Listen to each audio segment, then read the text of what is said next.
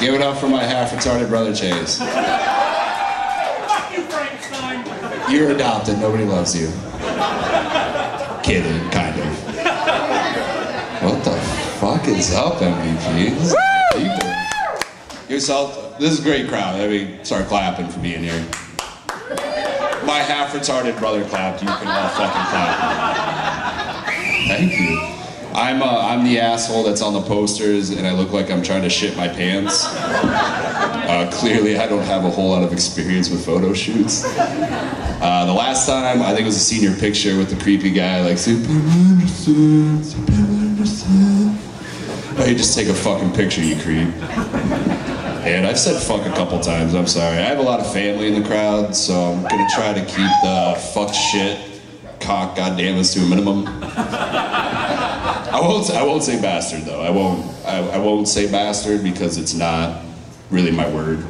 I won't say twat either. Because I've never said twat and I thought that was the right fucking word to ever use. I sound like a bastard when I say twat.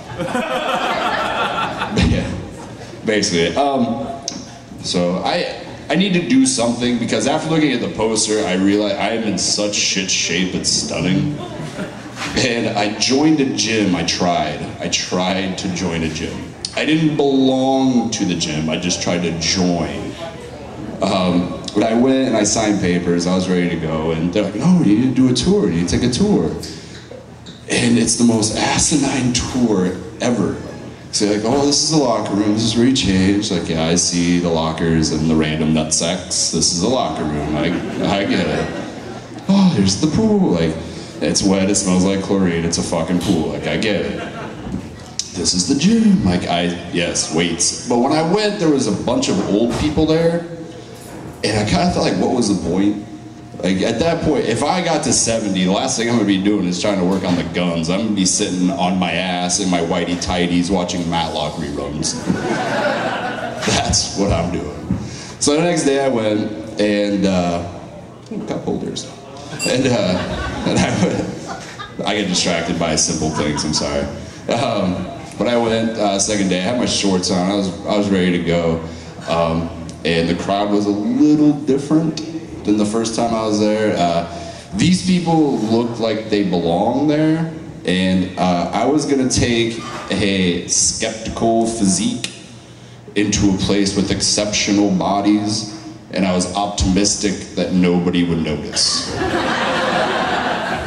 And I fucking failed. Horribly, horribly. And so about 5 minutes of walking around, I decided I'm gonna go play basketball, which again, with the photo shoots, I don't have a whole lot of experience with basketball. And this little kid came up and he's like, you know, you wanna play horse? I talked him down to pig because horse sounded like way too long of a commitment. And we got to PI and I got hungry because I thought of pie. So I went home and I ate an entire bag of pretzels with goober grape. Because as far as I know, pretzels aren't bad for you. And goober grape has peanut butter, so I felt okay about it. I felt okay. And so I went back a second day. And I decided, you know, I gotta do something. I have to do something. So I rode a stationary bike. I felt that was safe. Nobody notices a fat guy on a stationary bike. And I rode for about 15 minutes, and the seat hugged my underwear in a way that made my dick fall asleep. That is fucking terrifying. That's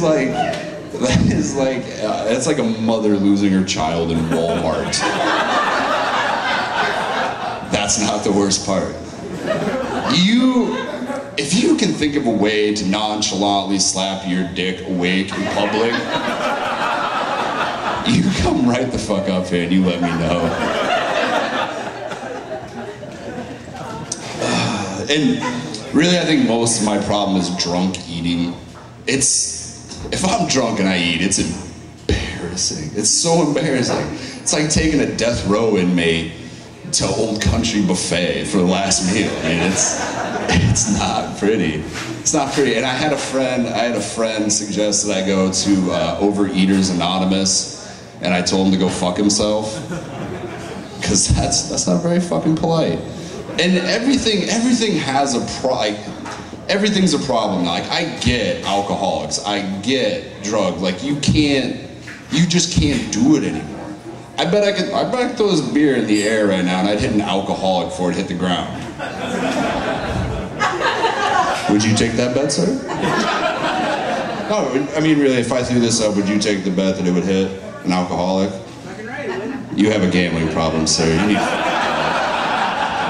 You're gonna end up being that guy in the fucking commercials that gambles away the mortgage and the kids' college tuitions, and they're gonna leave you. But you're gonna win it all back in a hot hand of craps, and you can buy that boat you've always wanted now that the kids aren't there. Silver lining to every story, I swear. But everything, like, you have workaholics, textaholics, chocoholics, sexaholics or something. Wow. What a fucking crowd. Got a little bit for everybody here, I suppose. That's my brother-in-law. No big deal. That's not concerning one small bit at all. The sexaholics, I had a friend of mine. He's a photographer, and he's legit. He makes like income off it, pays taxes, all that crazy shit. And he called me one day. He's like, "Man, I had 2 photo shoots. These fucking models, and I had sex with both of them." And little did I know at the time that I was going to be enabling, but I was like, "Fucking hat trick, do it, dude." He called me back. He did it, and immediately decided he needed to go to rehab. Now, here's my problem with this. Don't call me and complain that you had sex with 3 hot girls. Like, would you call, like, third world country kids that Bono was trying to save? Like, look at all the food I ate, look at all this feast. I'm so stuffed. No, like, you had sex with 3 hot girls and decided to reevaluate your life. Like, that's not a fucking problem. It's like you were warming up honeydew melon and just going right at it. Like, that's not what was going on, man. You're fucking 24 having sex. Like, it's not that big. And sexaholic, what is a relapse? I mean, really. And you sit in these meetings, and I swear to God, it's just nothing but a glorified bragging circle. Like, oh, you thought you relapsed. Let me fucking tell you a story. And I had something, but I'll let you fill in the bit about put this there, and you can figure something like that out. My family's here, so I can't really do that. I'm related to you, fucking guy.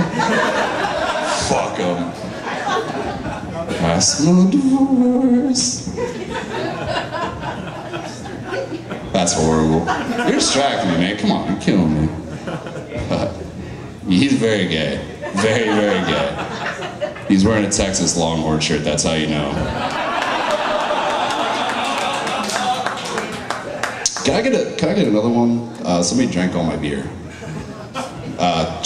Chase drank all my beer. Anybody working behind the bar? What happened to everybody who works here? Oh, I see you moving, okay. I see you. Man. Oh, thank you. Just put that on my tab. I think it's under the name Andy Williams. Thanks, bud. I have a microphone. That's suggestion right there, buddy. Well, shit. Anybody have roommates?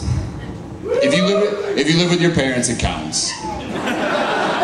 It counts. I'll count it. Because I'm gonna go ahead and raise my hand right now.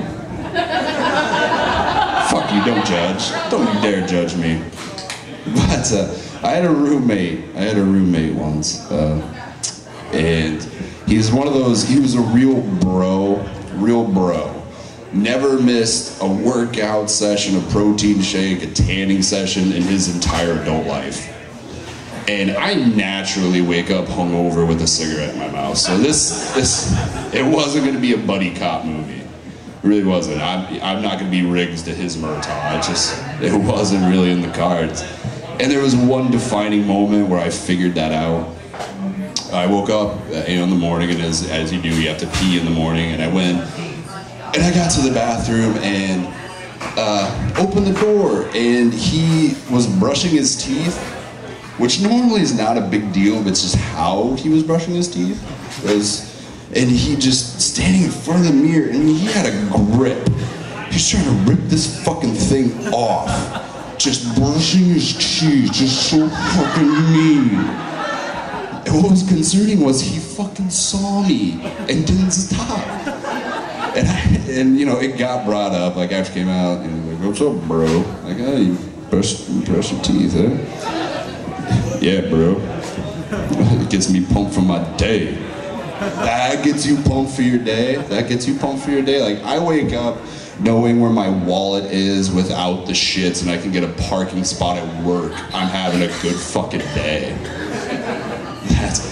And I'll be the first to tell you that nothing in life will prepare you for walking in on your roommate trying to smell his own dick to figure out if he had sex the night before. And it wasn't like a waft. It wasn't like a scratch and sniff. It was really like getting down in there. And it was weird, it was weird. It was weird that he was doing it in the kitchen. It was uncomfortable that he asked me if I would do it. I'm not much of a dick sniffer, I'm sorry. I've never looked at a dick and said, what does that smell like? If I had to guess, day-old bagels and a roll of pennies. Just throwing it out there. I would almost much rather walk in on him jerking off with a noose around his neck. Because that's a small level of debauchery that I could somewhat, on some level, understand. And just think about that. Think, you know. Yeah, what's up, buddy? Got a noose? Yeah, bro, don't be a fag about it. So you got the last of the toilet paper there too. You gonna go fucking buy some? It's your fucking turn, bro. Look, man, I know we had the argument that I went and bought the 4-pack of Angel Soft and you got mad because you thought I did it on purpose because you have hemorrhoids. It's still your fucking turn. No, it's not, bro. You did do that on purpose. You know I have hemorrhoids. All these power squats, I'm blasting my core. I can't quit. Like, all right, man. Look, I don't want to bring it up. Did you eat my last fucking Hot Pocket? I didn't eat your fucking Hot Pocket, bro. And I mean, you're the only one of us here. I didn't eat your fucking Hot Pocket, bro. Quit being fag. All right, just don't get any on the coffee table. Have yourself a merry fucking day. Hi, Mom. I'm sure my parents are real proud right now.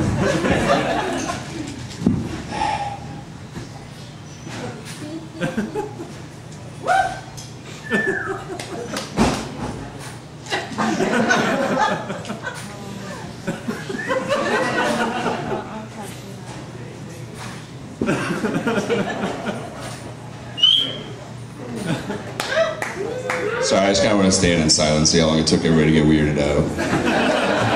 You guys did okay. It was okay.